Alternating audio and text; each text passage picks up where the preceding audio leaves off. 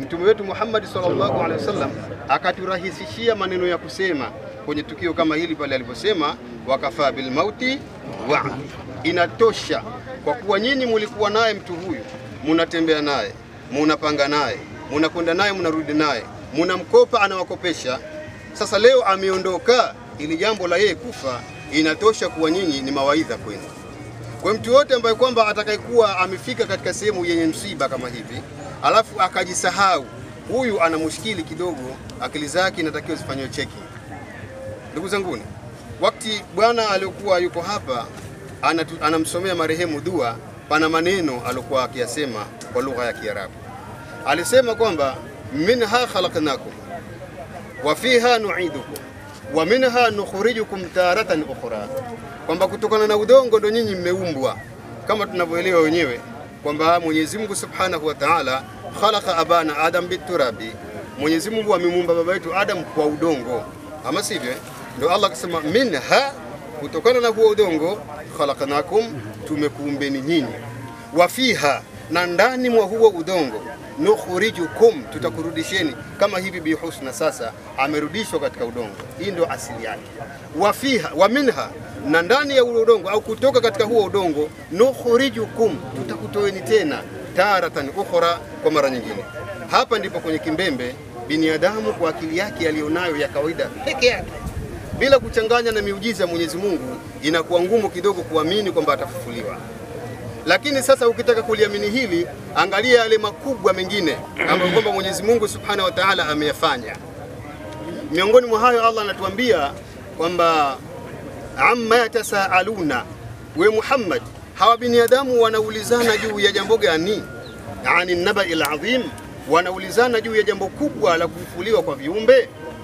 Alam alladhi hum fihi mukhtalifun, ambalo hilo jambo ndo wao wana ikhtilafiana, wanabishana, wanapingana. Walikuwa ndugu moja, wakawa sasa hawaelewani kwa sababu ya kuamini hilo, kwani mpaka walione hilo kuwa ni jambo kubwa. Alam naj'alil arda mihada, hatukuijalia kwa hii ardhi tandiko. Sasa wewe kama utachukua aya hiyo ukaiangalia ardhi namna ilivyo, utapata kuona kwamba jambo la kuitandika ardhi kwa Mwenyezi Mungu ni kubwa sana kuliko wewe kukutoa tena katika ardhi hii ukawa hai kwa mara nyingine tena. Ndugu zanguni, katika hii dunia tupo kwa muda.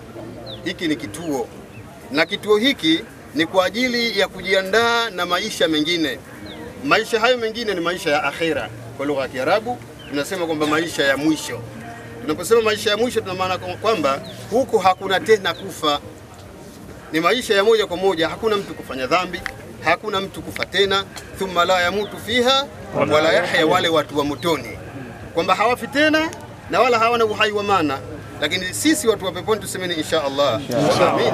Sisi watu wa peponi la yasmauna fiha laghwan wala kidhaba, hawatosikia mambo ya kipuzi wala ile kuongopeana kwamba nichague uende kuletea barabara la mimi nitakuletea hiki, mara wakuletea wajifanye kama wanajenga barabara, lakini hamna hata mnapoona yale magari yao yanakaa wapi. Hii viongozi nguzo za umeme hazingolewi. Masuala ya urongo kule hakuna. Kule ni ukweli tu. La yatakallamuna fiha illa man adhina lahu arrahmanu, lakini waqala sawaba, hatosema binadamu uko peponi illa man adhina lahu arrahman, isipokuwa yule atakapoidhini na Mwenyezi Mungu kwamba wewe sema.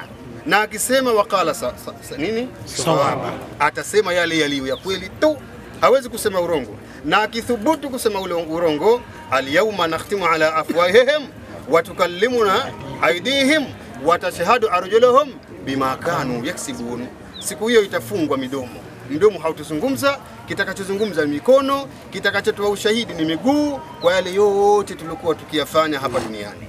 Ndugu zanguni, kama utatuliza kichwa chako vizuri, ukaisoma Qur'ani vizuri, ukaangalia miujiza usiku namna unavyoingia, mchana namna unavyoingia.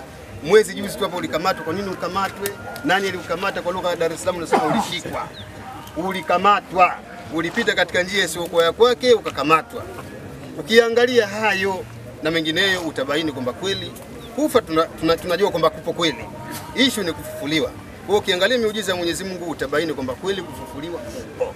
Sasa kama kufufuliwa kupo kweli, al-kayis man dana nafsahu, mwenye akili timamu ni yule mwenye kujiangalia yeye mwenyewe vizuri juu ya yale matendo anayoyafanya katika hii dunia.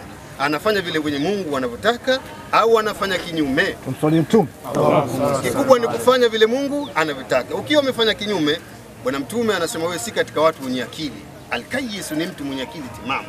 Man dana nafsahu ni yule mwenye kuipeleleza nafsi yake, kisha akijibaini kwamba ana makosa, wa amila lima ba'da al-mauti, kisha akafanya kazi ambayo ya matendo yaliyo mazuri yatakayokuja kumsaidia baada ya kufa kwake. Tumemwambia hapa al-ana yaatika al-malakani, sasa hivi watakuja malaika wawili wakarimu wenye kuhesabu matendo, usiwaogope. Yale tumesema taban, lakini je, ndio iko hivyo kweli? Huyo malaika wenyewe tunaelezwa kwamba lau kama akisimama kutoka bega lake mpaka nchi ya sikio lake, samawati wal ardhi, ni mbingu na ardhi. Hebu niambie, ikiwa Nabii Allahi Ibrahimu alimwambia Mwenyezi Mungu, ya Rabbi nionyeshe mtoa roho ni nani, yukoje koje, namna alivyooneshwa kidogo tu alizimia. Na wewe ndo baba wa imani.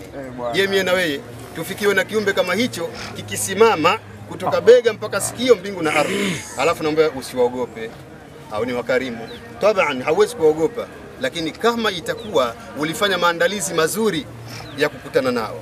Lakini kama itakuwa wewe uliishi namna unavyotaka kinyume na utaratibu uliowekewa na Mungu, ndugu yangu, hapo lazima uogope, lazima ufadhaike, na wala hautokuwa na la kujibu. Wewe ni mtu wa kupata kibano ila yaumu saa. Tumwombeni Mwenyezi Mungu atuepushe na adhabu. Amin. Tumwombeni Mwenyezi Mungu atujalie tu ni katika watu wenye kusikiliza maneno, kisha watu wenye kuyafanyia kazi.